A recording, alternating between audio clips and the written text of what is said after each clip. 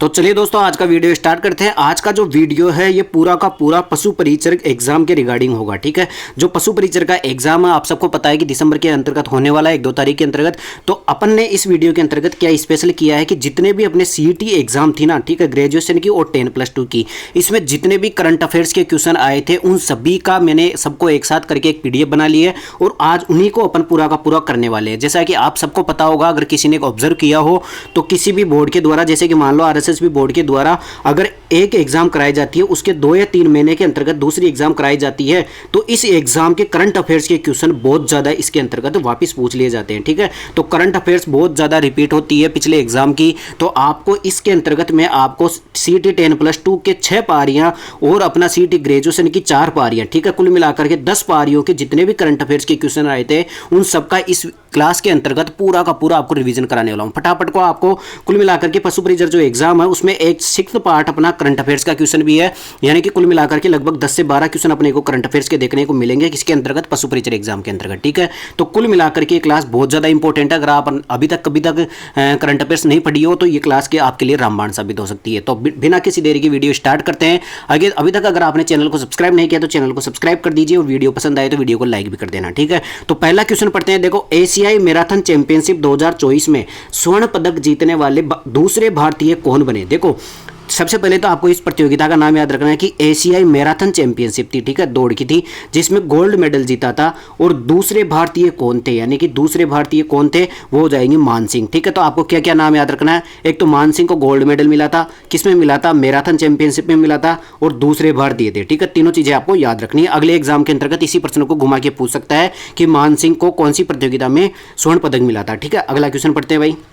देखो, question number 2 क्या कहता है, कौन सा देश दुनिया का दूसरा सबसे बड़ा मोबाइल फोन उत्पादक देश बनकर उभरा है।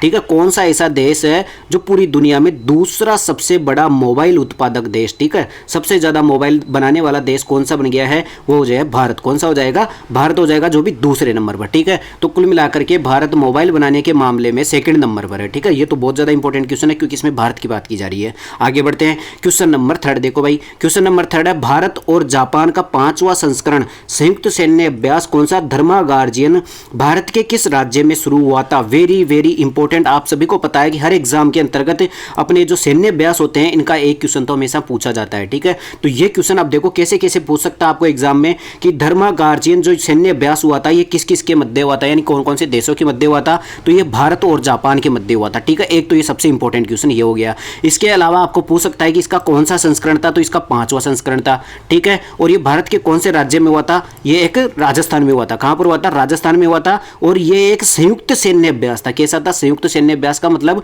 कि इसमें एयरफोर्स भी थी, नेवी भी थी और अपनी जो आर्मी होती है वो भी थी। ठीक है, इसके बाद में आगे बढ़ते हैं अगले क्वेश्चन में। देखो, अभी तक अगर आपने चैनल को सब्सक्राइब नहीं किया तो चैनल को सब्सक्राइब कर दीजिए। आपकी एग्जाम से पहले पहले मैं आपको इतने इंपॉर्टेंट जितने टॉपिक बताऊंगा वो सारे के सारे वहां पर रामबाण साबित होंगे। कम तैयारी में ज्यादा मार्क्स हासिल करना, ठीक है, अपना एक ही लक्ष्य रहता है। अब आगे बढ़ते हैं, क्वेश्चन नंबर अगला। देखो, निम्न में से कौन सी टीम संतोष ट्रॉफी की चैंपियन बनी थी। देखो, अब आपको एग्जाम में याद रख लेना है कि जो सर्विसेज टीम है ना, इसका संबंध कौन से खेल से है, तो आपको ध्यान रखना ये संतोष ट्रॉफी से संबंधित है। और संतोष ट्रॉफी कौन से खेल में दी जाती है आप मुझे कमेंट करके बताओगे, क्योंकि एग्जाम में देखो इसी क्वेश्चन को घुमाकर पूछा जाएगा कि संतोष ट्रॉफी कौन से खेल के अंतर्गत दी जाती है, तो आपको ये कमेंट करके जरूर बताना है। और 2023-24 में जो संतोष ट्रॉफी हुई थी उसमें जो चैंपियन टीम थी वो थी सर्विसेज। कौन सी टीम थी, सर्विसेज। ठीक है, तो यह भी इंपॉर्टेंट क्वेश्चन है क्योंकि ये बहुत ज्यादा संतोष ट्रॉफी का क्वेश्चन पूछा जाता है। ठीक है, आगे बढ़ते हैं, क्वेश्चन नंबर अगला देखो। क्वेश्चन नेक्स्ट कहता है, भारत में 18वीं लोकसभा के लिए आम चुनाव कितने चरणों में हुए थे। आप सबको याद रखना है 18वीं लोकसभा और राजस्थान की 16वीं विधानसभा। ठीक है, इन दोनों की डाटा तो आपको हमेशा याद रख लेने हैं। तो आपको 18वीं लोकसभा के कितने चरणों में हुआ था, 7 चरणों में हुआ था। लेकिन अब आने वाली जो एग्जाम है उसके अंतर्गत आपको पूछेगा कि राजस्थान में जो उपचुनाव हुए हैं ना, फिलहाल जो राजस्थान में उपचुनाव हुए हैं वो कितने मतलब सीटों पर हुए थे, कितने सीटों पर राजस्थान में दोबारा उपचुनाव हुए थे। ठीक है, इसका डाटा जरूर पूछा जाएगा। अपने जो अभी उपचुनाव हैं उनका डाटा जरूर पूछा जाएगा। ठीक है, तो जो लोकसभा की 18वीं लोकसभा थी वो तो 7 चरणों में चुनाव हुए थे और अपनी जो 16वीं विधानसभा के जो उपचुनाव हैं अभी जस्ट हुए थे वो 5 विधानसभा सीटों पर हुए थे। कितने पर हुए थे, 5 विधानसभा सीटों पर हुए थे। इसके बाद में आगे बढ़े, अगला क्वेश्चन देखो भाई।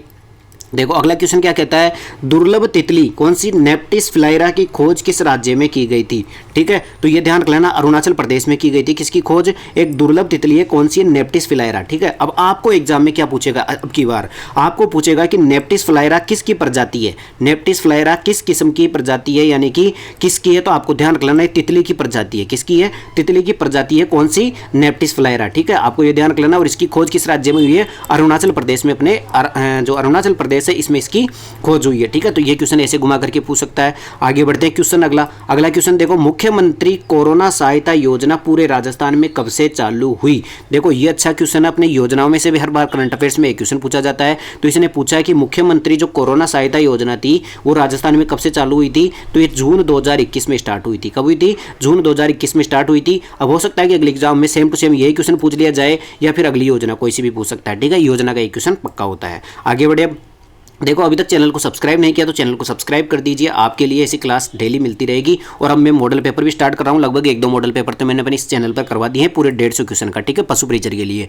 और अब एक मतलब जब तक एग्जाम नहीं हो जाती 5 या 7 जितने भी मॉडल पेपर डालूंगा वो सारे के सारे मोस्ट इंपॉर्टेंट होंगे। ठीक है, सारे के सारे क्वेश्चन कैसे होंगे, मोस्ट इंपॉर्टेंट होंगे। और पार्ट भी अगर आपने नहीं पढ़ा तो उसके लिए भी कुछ स्पेशल करने वाला हूँ। ठीक है, तो अब देखो अगला क्वेश्चन क्या कहता है भाई, अर्थव्यवस्था को बढ़ावा देने और राज्य सरकार से मंजूरी लेने के लिए, किसको, अर्थव्यवस्था को बढ़ावा देने के लिए और राज्य सरकार से मंजूरी लेने के लिए राजस्थान सूक्ष्म लघु और मध्यम उद्यम से एमएसएमई की छूट की अवधि बढ़ा दी गई है। कुल मिलाकर के आपको कुछ भी याद नहीं रखना है, जो एमएसएमई नीति लागू हुई थी ये कब लागू हुई थी, ये बहुत ज़्यादा इंपॉर्टेंट है आने वाले एग्जाम के लिए। तो ध्यान रख लेना है 2022 में लागू हुई थी कौन सी, एमएसएमई नीति। ठीक है, और ये कितनी अवधि इसकी बढ़ा दी गई है, तो इसकी 3 से 5 वर्ष तक अवधि बढ़ा दी गई है। कितनी वर्ष बढ़ा दी गई है, 3 से 5 वर्ष तक इसकी अवधि बढ़ा दी गई है। और कब लागू हुई थी, 2022 में एमएसएमई नीति लागू हुई थी। आगे बढ़े अपन, अगला क्वेश्चन देखो भाई, अगला क्वेश्चन आता है, वैज्ञानिक अनुसंधान के लिए यानी कि साइंटिफिक जो रिसर्च होता है उसके लिए जीडी बिरला पुरस्कार जीतने वाली पहली महिला वैज्ञानिक कौन थी।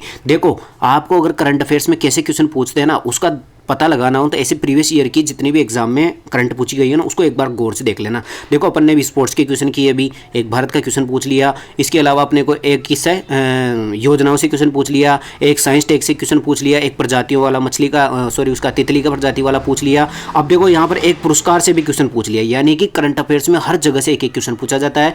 तो जीडी जो बिरला पुरस्कार था वो जीतने वाली पहली महिला वैज्ञानिक कौन थी, तो ये जीतने वाली पहली महिला वैज्ञानिक अदिति सेन दे। कौन सी थी, अदिति सेन कौन है, ये जीडी बिरला पुरस्कार जीतने वाली पहली महिला वैज्ञानिक है। ठीक है, तो जीडी बिरला पुरस्कार जीतने वाली पहली महिला वैज्ञानिक है। अब आपको ये पूछ सकता है कि हाल ही में अदिति सेन ने कौन सा पुरस्कार जीता है, तो आपको ध्यान रख लेना जीडी बिरला पुरस्कार जीता है। और ऐसे भी पूछ सकता है कि जो जीडी बिरला पुरस्कार है ये किस क्षेत्र में दिया जाता है, तो ये वैज्ञानिक अनुसंधान के लिए दिया जाता है। किसके लिए, रिसर्च के लिए दिया जाता है। ठीक है, ये क्वेश्चन भी 3 तरीके से पूछ सकता है। आगे बढ़े, अब अगला क्वेश्चन देखो भाई साहब, अगला क्वेश्चन कहता है, संघाई सहकारी संगठन स्टार्टअप फोरम का 4था संस्करण 19 मार्च 2024 को कहां आयोजित किया गया। आपको ध्यान रख लेना है कि संघाई सहकारी जो संगठन है इसका जो स्टार्टअप है, स्टार्टअप फोरम का कौन सा संस्करण स्टार्ट हुआ है, 4था संस्करण स्टार्ट हुआ है। और कब से स्टार्ट हुआ है, 19 मार्च 2024 से स्टार्ट हुआ है और ये आयोजित हुआ था नई दिल्ली में। ठीक है, तो आपको अगर भारत में कहीं भी ऐसे पूछ लेना भाई ये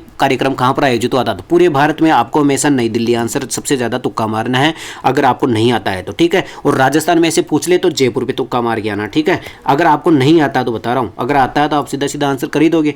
ठीक है, तो अब ये क्वेश्चन कैसे कैसे पूछेगा, देखो ये तो पूछ लिया भाई कहां पर आयोजित हुआ था, नई दिल्ली में। ठीक है, ये तो अपने को याद ही रखना है। इसके अलावा इसका सबसे इंपॉर्टेंट है इसका संस्करण कौन सा था, इसका 4था संस्करण था। ठीक है, डेट तो नहीं पूछेगा लेकिन इसका 4था संस्करण था और कहां आयोजित हुआ था, नई दिल्ली में आयोजित हुआ था। कौन सा, संघाई सहकारी संगठन स्टार्टअप फोरम। ठीक है, अब आगे बढ़े अगले क्वेश्चन में। देखो भाई अगला क्वेश्चन क्या कहता है, अगला क्वेश्चन है, चंद्रयान 3 मिशन को लॉन्च करने के लिए इसरो का संक्रियात्मक हेवी लिफ्ट लॉन्च वाहन कौन सा था। अब देखो ये आ गया अपना कहां से, अंतरिक्ष से क्वेश्चन। हर बार अंतरिक्ष का भी एक क्वेश्चन पूछा जाता है। तो चंद्रयान 3 मिशन था ना, उससे रिलेटेड क्वेश्चन आया है। क्या आया है कि इसरो का संक्रियात्मक हेवी लिफ्ट लॉन्चर, यानी कि कुल मिलाकर के चंद्रयान 3 को जिसके माध्यम से लॉन्च किया गया था वो हेवी लिफ्ट लॉन्च वाहन कौन सा था, तो वो था LVM-3M4। ठीक है, कौन सा था, LVM-3M4।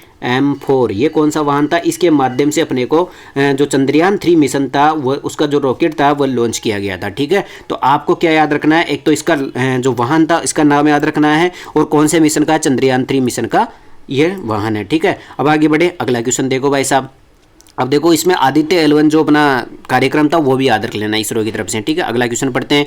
भारत की पहली सौर वेधशाला ने सूर्य पृथ्वी के गंतव्य बिंदु L1 की यात्रा कब प्रारंभ की थी? तो ध्यान रख लेना, आप सबको पता है कि आदित्य L1 जो अपना भेजा गया था उसके माध्यम से जो मिशन था, भारत की पहली सौर वेधशाला ने सूर्य और पृथ्वी के गंतव्य बिंदु L1 की यात्रा कब प्रारंभ की थी? तो ये 2 सितंबर 2023 को इसकी यात्रा प्रारंभ की थी, ठीक है। ये डेट आपको अवश्य याद रखनी। आगे बढ़े अपन, अगला क्वेश्चन देखो भाई साहब। अगला क्वेश्चन आता है, क्वेश्चन नेक्स्ट।